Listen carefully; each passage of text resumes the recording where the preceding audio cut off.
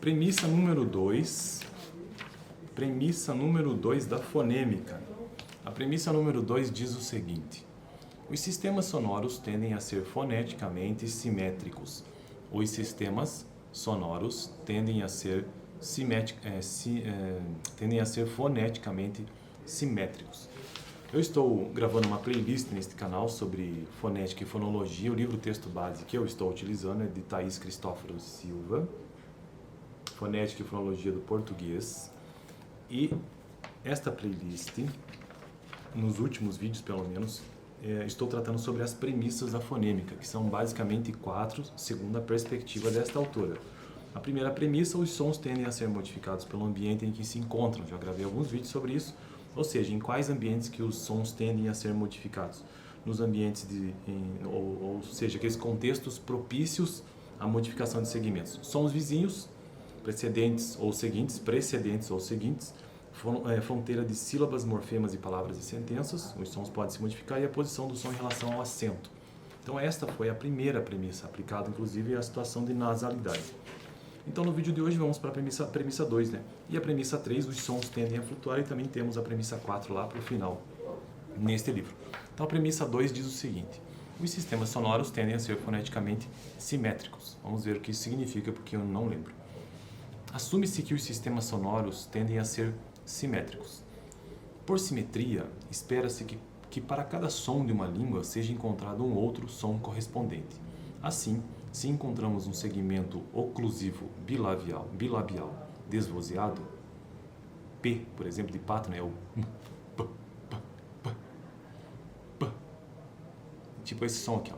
Que se eu falo P, na verdade aqui eu tenho uma consoante e uma vogal, o E, né? O E. Então não é esse som que está descrito ali. Ali é esse Pzinho do início. Então seria algo como p, p, que é um oclusivo. Bilabial, porque envolve os dois lábios. Oclusivo, porque ele explode, ó.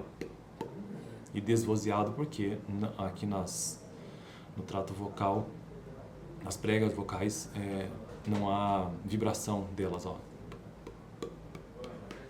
Então tá. Por simetria, esperamos que para cada som de uma língua seja encontrado um outro som correspondente. Assim, se encontramos um segmento oclusivo bilabial desvozeado, esperamos encontrar o seu correspondente vozeado. Então ele está dizendo que essa simetria é que, se existe um desvozeado, tem que ter um vozeado na mesma categorização, né? Que seja oclusivo bilabial, um desvozeado e outro vozeado, ou seja, um que as pregas vocais vibrem e outra situação que não. No caso de vogais, devemos, portanto, buscar sons correspondentes que sejam, no caso das vogais, né? Porque daí não tem essa questão da vibração. Anterior, posterior e arredondado, não arredondado. Na posição da língua, porque, por exemplo, as vogais, né, as básicas A, E, I, O, U, então E, E também, outras variações, elas surgem, esse segmento surge por conta do movimento da língua, então a posição da língua, também se é mais anterior, se é mais posterior, por conta do arredondamento do lábio, se é menos ou mais arredondado, menos arredondado, se é arredondado ou não arredondado, por exemplo, o arredondado, não arredondado, o A, o arredondamento pouco. Contudo, a simetria não é obrigatória, mas reflete apenas uma tendência das línguas naturais. A fonêmica prevê que uma solução final em relação à simetria de um sistema deve ser obtida a partir de uma análise global da língua, sendo que todos os sons da língua e seus respectivos contextos e ocorrências sejam levados em consideração. Ilustramos a questão da simetria com a discussão dos sistemas vocálicos do português, japonês e bard, que são apresentados abaixo. Então, no português nós temos I, E, A, O, U. Então, são 7 vogais em português. No japonês seria o I, E, A, O e U, só que é um U mais fraquinho. Nessa língua bard, I, A, O, U. Então, veja que são vogais que estão em todas essas 3 línguas. O sistema vocálico do português é bastante simétrico.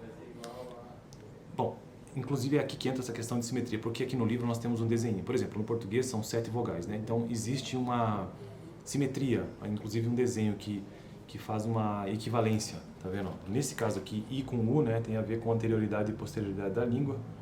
E com O tem a ver também com isso, anterioridade e posterioridade da língua, e arredondamento ou não arredondamento. Olha só, a simetria nesse caso desenhada dessas três línguas, tá vendo aqui, ó? Português, a assimetria, tá vendo? Entre as vogais aqui, aqui já tem um pouco menos e aqui tem menos ainda. Seria algo assim. O sistema vocálico do português é bastante simétrico, apresentando 7 vogais. Observe que para cada vogal anterior, ou seja, I, E, I, E, I, E, I, E, há uma vogal posterior correspondente, U, O, O. Veja que a língua se desloca, né, mais profundo.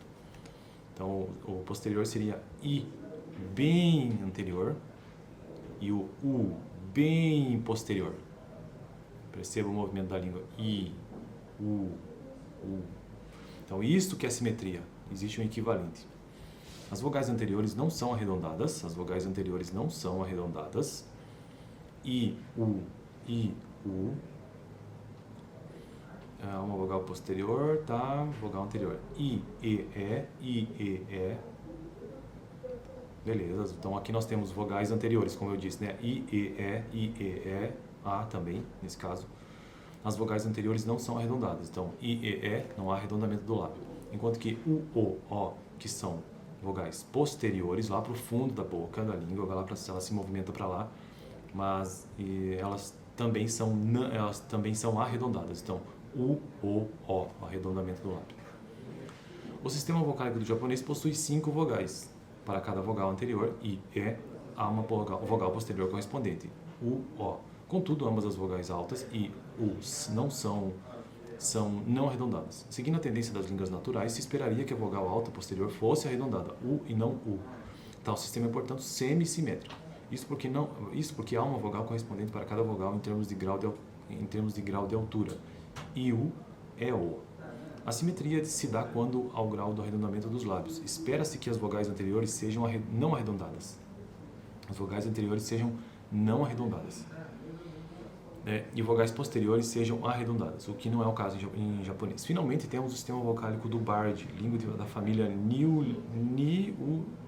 Niulan, Austrália, que é assimétrico, apresentando 4 vogais. A simetria do sistema vocálico do Bard é decorrente da falta de uma vogal média anterior. Então, não existe a vogal média anterior, por isso que acontece essa assimetria, que vise a ser correspondente à vogal média posterior. A discussão dos 3 sistemas vocálicos acima tem por objetivo ilustrar a tendência à simetria observada em sistemas fonéticos, essa simetria, então, sabe? Contudo, os sistemas assimétricos ocorrem nas línguas naturais, como em Bard, por exemplo. Os assimétricos, né?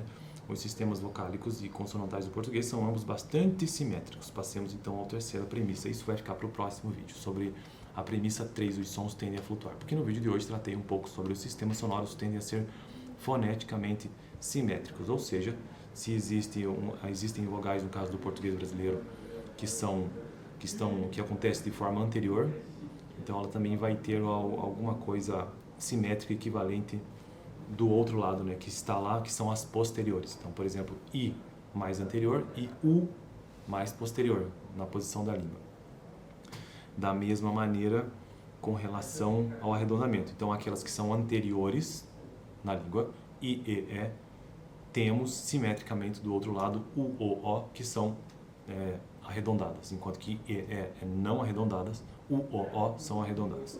Beleza? Então, no próximo vídeo, premissa 3, no vídeo anterior eu tratei sobre a nasalidade no contexto da premissa 1, né, em que os sons tendem a ser modificados pelo seu ambiente.